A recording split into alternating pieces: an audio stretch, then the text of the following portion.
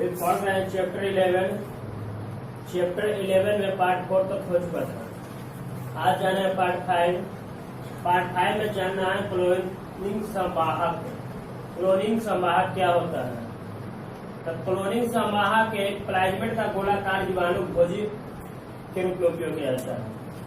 यानी प्लाज्मिड गोलाकार गुणसूत्र का बाह्य डीएनए है, स्वतः प्राकृतिक करता है।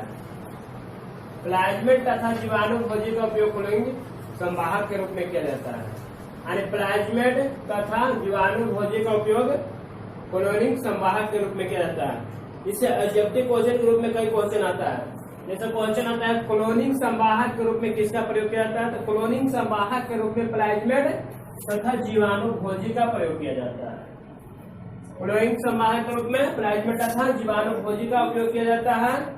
प्लाज्मिड तथा जीवाणु भोजी दोनों ही जीवाणु कोशिका के बिना गुणसूत्रीय डीएनए की स्वतंत्र रूप से प्राकृतिक करने की क्षमता रखते हैं।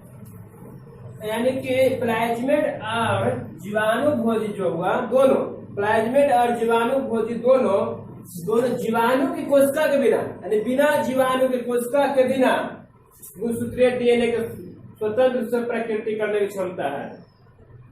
यानी कि गुणसूत्रीय डीएनए का स्वतंत्र रूप से जो प्राकृतिक प्रतिकृति करने की जो क्षमता है वो किसमें है? वह है प्लाज्मिड जीवाणु भोजी में, बिना जीवाणु कोशिका के। कुछ प्लाज्मिड की प्रति कोशिकाएं एक या दो प्रकृतिक होती है, यानी कुछ ऐसा जीवाणु को होती है जिसकी प्रति कोशिका की संख्या एक या दो होती है, लेकिन अन्य जितनी होती है उसको में कोशिकाओं की संख्या 15 से 100 के बीच भी होती है। यानी कुछ में केवल प्रति कोशिकाओं की संख्या एक या दो होती है, लेकिन अन्य जो होती है प्लाज्मिड उसको में प्रति कोशिकाओं की संख्या 15 से 100 के बीच होती है। क्लोनिंग संवाहक प्राकृतिक भी होता है और कृत्रिम भी। ये प्राकृतिक भी है और कृत्रिम भी। इसी में से टी-आई प्लाज्मिड एक प्राकृतिक प्लाज्मिड है। टी-आई प्लाज्मिड एक प्राकृतिक प्लाज्मिड है जो जीवाणु एग्रोबैक्टीरियम ट्यूबरफेसेंसी द्वारा पौधों की जड़ों में बनाया गया ट्यूमर कोशिकाओं में पाया जाता है। यानी टी-आई प्लाज्मिड जो है एक प्राकृतिक प्लाज्मिड है। ये प्लाज्मिड कहाँ पाया जाता है?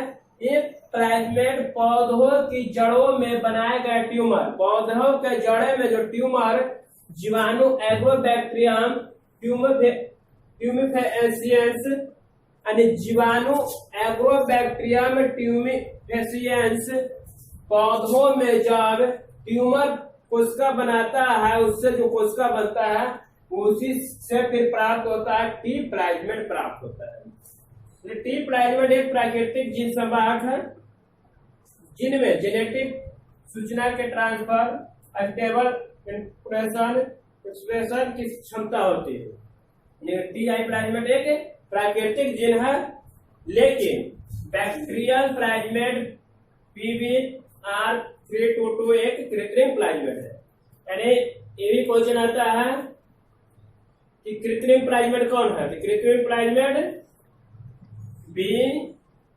PBR322 ये क्या हुआ?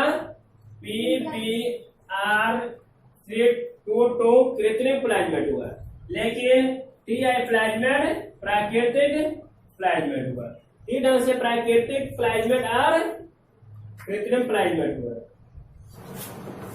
जीन क्लोनिंग में जो प्रयोग होने वाले प्लाज्मिड थे वो प्लाज्मिड प्राकृतिक भी हो सकता था या मानव निर्मित भी हो सकता था।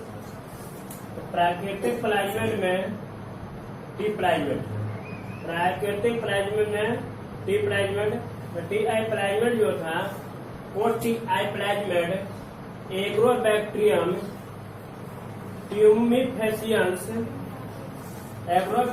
ट्यूमिफेसियंस के द्वारा पौधों में बनाए गए ट्यूमर द्वारा प्राप्त होता है। एग्रोबैक्टीरियम ट्यूमिफेसियंस के द्वारा बनाए गए ट्यूमर द्वारा जो प्राप्त होता था वो टी प्लाज्मिड था। तो वो टी प्लाज्मिड का आकार इस तरह का होता है, इस तरह का ये आकार होता है टी प्लाज्मिड का। टी प्लाज्मेट में ऊपर टी डीएनए और टी प्लाज्मेट, टी डीएनए और टीआई प्लाज्मेट हुआ। इस तरह से इसका मानचित्र है टीआई प्लाज्मेट का। इसको हम इधर से चलते हैं एचसीएम प्रोडक्शन, ये एचसीएम प्रोडक्शन हुआ।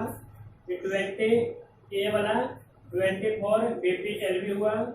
ये वायरलेस रीजन हुआ। ये ओरिजिन ऑफ रिफ्लेक्शन, ये ओरिजिन ऑफ रिफ्लेक्शन इसका भाग हुआ। फिर ओपियन कॉन्टिलेशियम हुआ। ये कंजक्शन ट्रांसफर हुआ। ये ध्यान देना, इस साइड 24 बीपीएलबी है लेकिन इस साइड 24 बीपीआरबी है। इधर आरबी है लेकिन इधर एलबी है। इधर फिर ओपियन सिस्टम हुआ और क्वाटिनियम प्रोडक्शन हुआ। इस तरह से ये एक मानचित्र हुआ। ये हुआ एग्रोबैक्टीरियम के टी प्लाज्मेट का जेनेटिक मानचित्र। अगर क्वेश्चन आ जाए एग्जाम में कि टी प्लाज्मेट का मानचित्र को दर्शाएं तो टी प्लाज्मेट का मानचित्र यही है। एग्जाम में टी प्लाज्मेट का अगर मानचित्र को दर्शाने आएगा के लिए आ जाएगा, इसी को दर्शाएंगे। संवाहक में क्लोनिंग करने की क्षमता के लिए निम्नलिखित विशेषताएं के होना आवश्यक है। यानी कि जब संवाहक में क्लोनिंग करते हैं तो उसके लिए निम्नलिखित विशेषता होना चाहिए। पहला विशेषता है प्रकृति की उत्पत्ति। प्रकृति की उत्पत्ति origin of reflection. Origin of reflection का शॉर्ट में बोलते हैं ओरी, ORI ओरी। ओरी क्या है? यह अनुकर्म है जहां से प्रकृतियन की शुरुआत होती है। यानी कि यह वह अनुकर्म है जहां से प्रकृतियन का शुरुआत होता है। जहां से प्रकृतियन का शुरुआत होता है उसे ओरी कहते हैं। डीएनए का कोई खंड जब इस अनुक्रम से जुड़ जाता है, जब डीएनए का जो कोई खंड इस अनुक्रम से जुड़ जाता है तो वह परपोषी कोशिकाओं के अंदर अपनी कई प्रकृति बना लेता है। यानी कि ओरी वह चीज है, वह अनुक्रम है जहां से प्रकृतियन का शुरुआत होता है। और डीएनए का कोई खंड, जब डीएनए का कोई खंड इसमें जुड़ जाएगा वह परपोषी कोशिका, जो परपोषी कोशिका होता है उसके अंदर अपने प्रकृति बना लेता है। जब प्रकृति बना लेता है उसी को ओरी कहते हैं। दूसरा विशेषता वर्ण योग चिन्हक। वर्ण योग चिन्हक यानी कि उसको एक चिन्ह की जरूरत होती है। तो संवाहक ओरी यानी ओरी, ये वाला ओरी यानी ओरिजिन ऑफ रिफ्लेक्शन। संवाहक को ओरी के साथ साथ वर्ण योग चिन्हक की भी आवश्यकता होती है।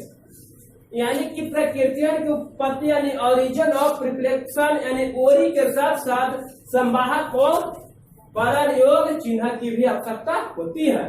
तो वर्ण योग चिन्ह क्या कहता है? जो अरूपांतरण जो की पहचान कर सकता है, जो रूपांतरण नहीं होता है उसे वह पहचान करता है, उसे समाप्त करने में सहायक होती है। यानी वर्ण योग चिन्हक क्या करता है? वर्ण योग चिन्हक रूपांतरण की पहचान करता है और पहचानने के बाद उसको समाप्त कर देता है। और रूपांतरण क्या है? रूपांतरण एक ऐसी प्रक्रिया है, यानी रूपांतरण जिसको इंग्लिश में ट्रांसफॉर्मेशन बोलते हैं। रूपांतरण एक ऐसी प्रक्रिया है जिनके द्वारा डीएनए के एक खंड को परपोषी जीवाणु में प्रवेश कराया जाता है। यानी कि ट्रांसफॉर्मेशन का मतलब हुआ कि डीएनए के खंड जो होता है उसको परपोषी जीवाणु में प्रवेश कराते हैं। जब परपोषी जीवाणु में प्रवेश कराते हैं डीएनए के खंड को, उसे रूपांतरण कहते हैं। तो समानतः टेट्रासाइक्लिन, एम्पिसिलिन यानी टेट्रासाइक्लिन और एम्पिसिलिन जैसे एंटीबायोटिक्स, ये सब एंटीबायोटिक्स है। टेट्रासाइक्लिन और एम्पिसिलिन यह एक एंटीबायोटिक्स है। ऐसे एंटीबायोटिक्स के प्रति प्रतिरोध कोडित करने वाले जीन, यानी ये सब एंटीबायोटिक्स के प्रति प्रतिरोधित कोडित करने वाला जो जीन होता है ई कोलाई जीवाणु, ई कोलाई जीवाणु के लिए उपयोगी वर्ण योग चिन्हक माने जाते हैं।